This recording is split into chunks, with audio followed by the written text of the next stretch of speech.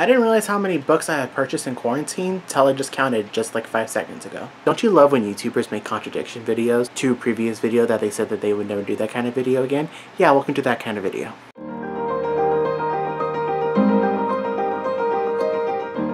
Why did I decide to record this video? Greetings, salutations, Eddie here. Welcome back to my channel. And today I'm going to be doing a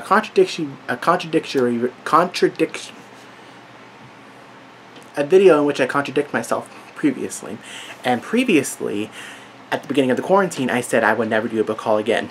Well, surprise, here I am. Back then, the reason why I didn't say that I like doing book hauls or watching book hauls sometimes is that it's sort of, from my standpoint, kind of like rubbing it in people's faces sometimes, like I said, to the fact that they have all this money and they got all these books that they will never read until like the next lifetime. And I still kind of think that way, but recently, as I'm, readjusting my YouTube sort of, what is the term? Preferences. YouTube preferences. Sorry, just yelled that. I'm so sorry. Preferences. I've been sort of like missing some book hauls, but not all of them. And some of these book hauls I like watching because I get to learn more, new books that I didn't think I would read. Like Holly by Golly Books, I love that channel so much. I'll link her channel down below. Her book hauls are so fun to watch. They're not like, graphic, well, not graphic, but like there's no like graphics flying around everywhere, there's not like a lot of screaming at the camera like most booktubers do. They're just like simple, funny, and I love watching them. And there are some booktubers that I love that I will talk about later. But I'm going to show all the books that I've collected in quarantine. These will be the last books that I purchased in quarantine for now. And this, I promise, is my last ever book haul on this channel. Okay? The only time I will ever do a book haul is if I publish a book, which I will. Hopefully in the future, I will unbox my author copies of ARCs and hardcover and paperbacks. That's it. But now, these books, and I'm going to say 85 bucks. 85 books in quarantine. Oh my god. And by the way, these are not just like all in one splurge. This has been like months in the making. Let's get right into it. And these are all like repeats with exception of one, which I don't think I've ever hauled before, but I will showcase it. So anyways, get comfortable, grab some tea, grab a cup of water, grab some popcorn, grab some Cheez-Its, grab some something, and get comfy. Thankfully, I have my Black Canary. It's not Black Canary now, but it's a heat-changing Black Canary mug, which has British breakfast in it, and it's amazing. Starting at the top of my bookcase, 13 Rising, Rowena Russell's final book in the Zodiac series. I already talked about this before. I'm going to say that a lot. I talked about this before. Final book in one of my favorite sci-fi series. I just can't wait to get to this book. I'm going to start Black Moon soon. I finished Wandering Star. I just forgot to update it or whatever. It's amazing. So, 13 Rising. Next, I actually got this as a present from my friend Maya, and this is just a jacket because I lent it out to a friend of mine. And that is the Master Chef, The Ultimate Cookbook. And this has all the recipes that have been showcased in the Master Chef show that's hosted by like Gordon Ramsay, Graham Elliott, and Joe, I forgot what his last name is, but it's been changing over the years. But yeah, so here's Master Chef Cookbook. I have not looked at any other recipes inside because I'm scared, because I feel like Gordon Ramsay's gonna like pop up on my shoulder right here and say like, that meat is raw. So I'm a little scared. And then another cookbook, Chrissy Teigen's Cravings, Hungry for More. Now, I do not care what people think. I love Chrissy Teigen. And my heart goes out to Chrissy Teigen and John Legend because they, of course, made public news that they lost their third child, Jack, and God's watching over him now. He brought him home. And I am incredibly sorry. I have a cousin who did lose, her and her husband did lose their first child. And so I can definitely sympathize with them. So my heart goes out to Chrissy and John Legend. But back to the book. The book has some recipes in here that just sound absolutely amazing. Fluffy popovers with melted brie and blackberry jam. If that doesn't look good, I don't know what does. I'm on a historical binge because I've been looking into historical novels. So the next couple books are going to be historical, with the exception of one. So I have here Ruta Sepetys' novels. So I have here one that's probably going to upset my white balance, and that is Between Shades of Grey, which is her, is it her debut? A knock comes at the door in the dead of night, and Lena's life changes in an instant. With her young brother and mother, she is hauled away by the Soviet secret police from her home in Lithuania and thrown into a cattle car en route to Siberia. So this, and it was a film called Ashes in the Snow. There you go. And when I saw this title, I thought, okay, I don't know if this is supposed to be... I'm going to be honest, I thought this was a spoof off of 50 Shades of Grey. Because 50 Shades of Grey, Between Shades of Grey, until I read the plot, and I'm like, ooh, that sounds nothing like 50 Shades of Grey. It sounds even better. And then I have one that I'm absolutely excited to read, and that's Salt to the Sea. This is her third novel. Her other Olive, wow, novel is called Out of the Easy, which is this one right there, the purple cover. Which I didn't buy because I don't know if I will enjoy that one as much as I think I would enjoy Salt of the Sea or Between Shades of Grey. But out of these two covers, I think Salt of the Sea is, to me, the better cover. But I do love the simplicity of this cover, though. I think there's a film about this coming soon or in production. I may be completely lying to your face. I don't know. The next historical novel is Someday We Will Fly by Rachel Dwoskin, and this is set in Shanghai, 1941. And I learned about this through Goodreads, you know, because I put down on my to-be-read list all of Ruta Sepetys' novels. And I said, you know, you might enjoy this one. And even before I knew anything about the plot, I wanted to get it because look at this cover. I love this cover so much. I love that she's a dancer and all around is a war. It's so cool. And I also love the font as well. I'm excited to read this book. And it's really not that long of a book, so... But I also, the pictures inside, oh, anything dealing with, like, I don't know why the 40s just sounds very interesting to me. And this is another historical novel, and this one is Ta-Nehisi Coates, The Water Dancer. And Oprah's Book Club. This is probably the most talked about book in 2019, which is when this book came out, I think. And it just, I mean, I trust Oprah Winfrey, you know, pick on books. And Ta-Nehisi Coates, I watched a couple interviews with him, and he seems like a very genuine, funny guy. Very intelligent as well. So I really want to read this and see what the buzz is about. And I read the first paragraph, and it's one sentence. Goddamn. But it was like one of the best paragraph-sentence combos I've ever read in a long time. Next is Dear Edward by Ann Napolitano. I already talked about this. This cover is pretty spectacular. And I just love the blue and the yellow and the red, and the font's like all bold and white. I love it. And I'm not just saying that because it has my name, but, you know. And another historical, Countdown, 1945, The Extraordinary Story of the Atomic Bomb and the 116 Days That Changed the World by Chris Wallace and Mitch Weiss. And, like I said, anything dealing with this time period I'm going to be interested in. And what's funny, because I didn't like learning about this in school, which is so strange, but, mainly because the teacher had to squeeze as much information as he could in like 50 minutes. I get it. But learning it at home, it's so much more interesting to me. Yang Shi-Chu's The Night Tiger. And, of course, this is Reese Witherspoon's pick of the month. And, honestly, I read a little bit of it, and it is just so good. Sharks in the Time of Saviors by Kawhi Strong Washburn, a magical realism book about a boy who almost dies but sharks save him and his story goes viral. And what more can you want than a book that has that plot and a cover like this where the shark is upside down? What more can you want from that? Next, a book that's probably going to upset the hell out of my white balance. Very Large Expanse of Sea by Tahada Mafi. You know, bold, colorful letters, handwritten font. Bold, colorful letters, handwritten font all the way down. It's about a girl named Sharon who takes place a year after 9/11, and she's dealing with, you know, racism and bullies because she's a Muslim girl. And I didn't mean to say that so cavalier-like, but it's just, I'm trying to get through these books as fast as I can, because there's a lot of them. But this one, it's, I heard it's, like I said before, Tahada Mafi's best book.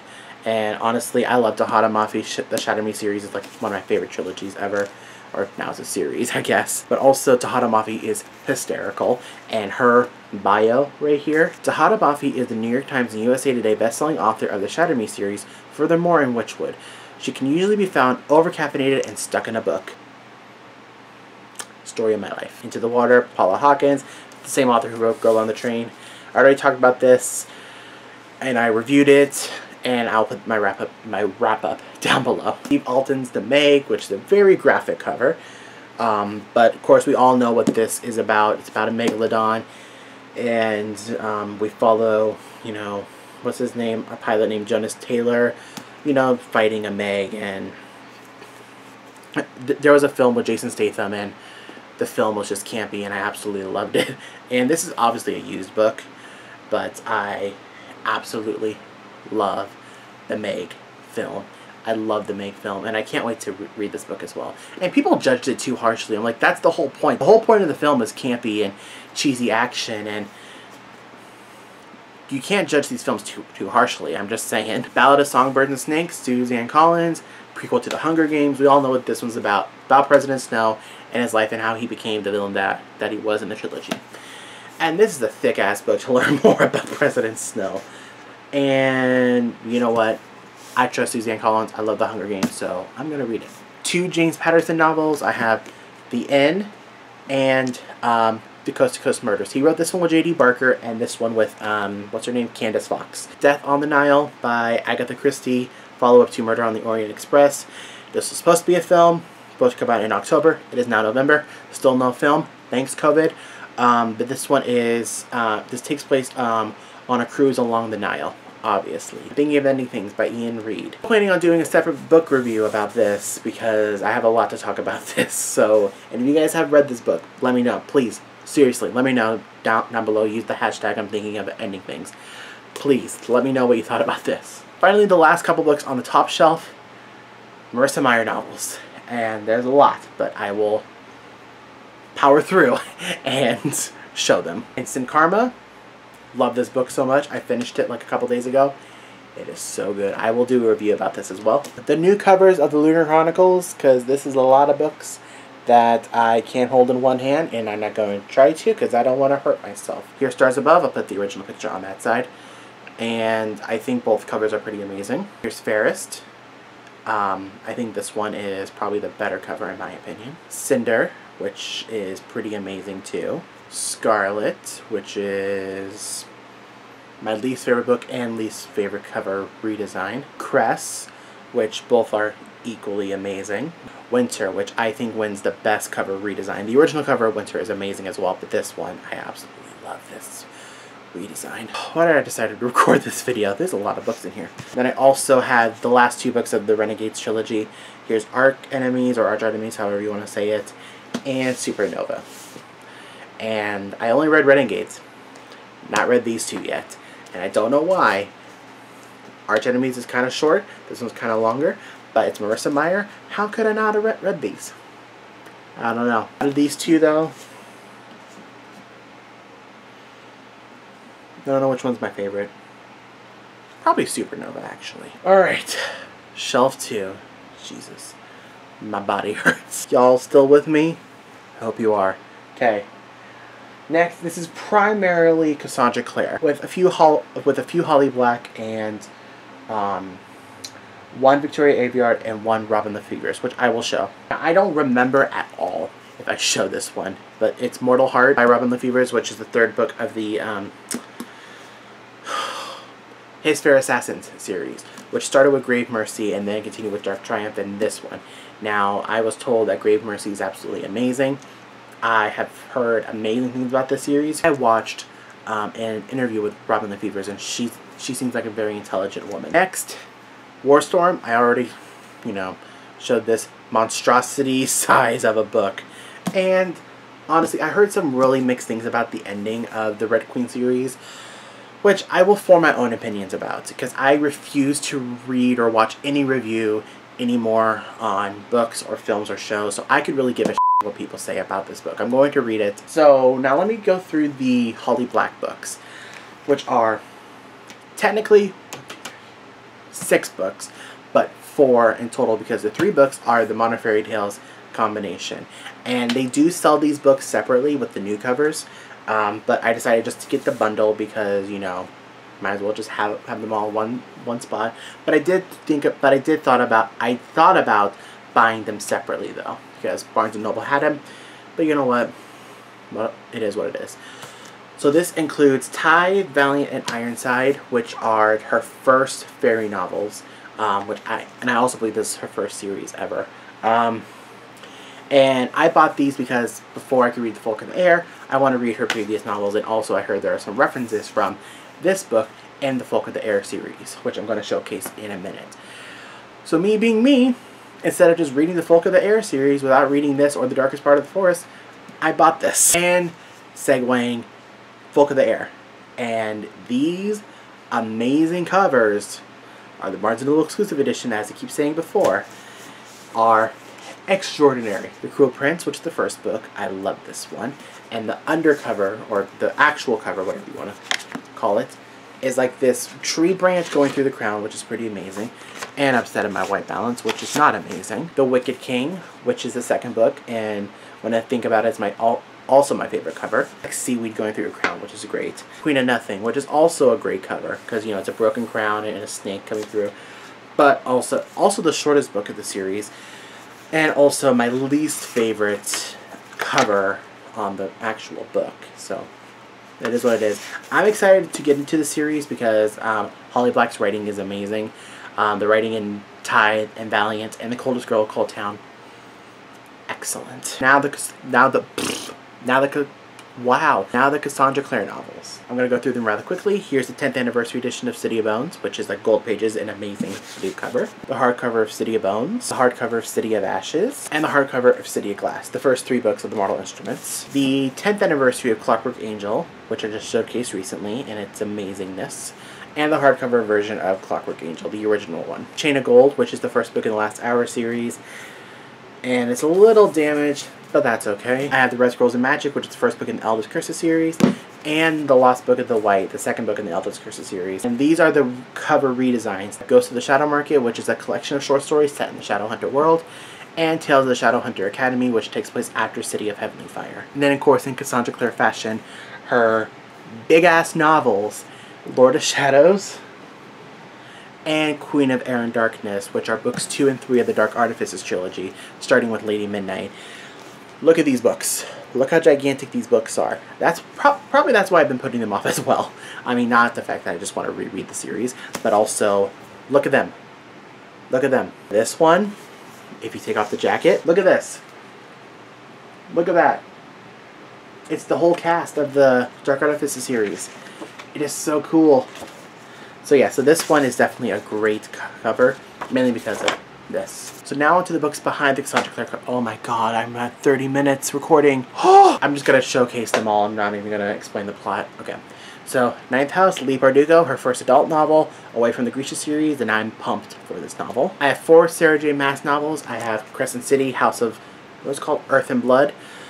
Pretty lengthy novel, and this is a long book because it has those really super thin pages, which means the book is extra long, so I'm going to have to buckle down and just read it. I have a hardcover, Throne of Glass, you know, just my Selena Bay. I have book 6, Tower of Dawn, which is, you know, which is technically book 6 of the series, and Kingdom of Ashes, the last book of the series, but I told that you could skip this book, but this is about Kale, so I'm not skipping it, because Kale's like my favorite male character of the series, so I'm not going to do that.